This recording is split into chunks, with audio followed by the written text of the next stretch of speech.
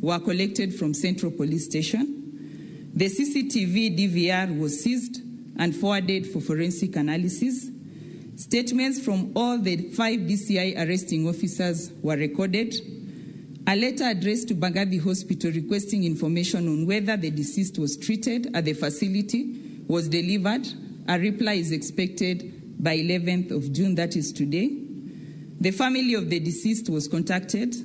Potential witnesses were also identified.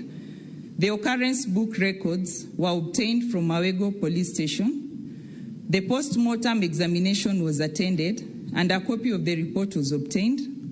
The samples drawn from the deceased body were secured and are pending onward transmission to the government chemist. The statement of one detainee held at Central Police Station was also recorded. The following are the pending tasks, Mr. Speaker.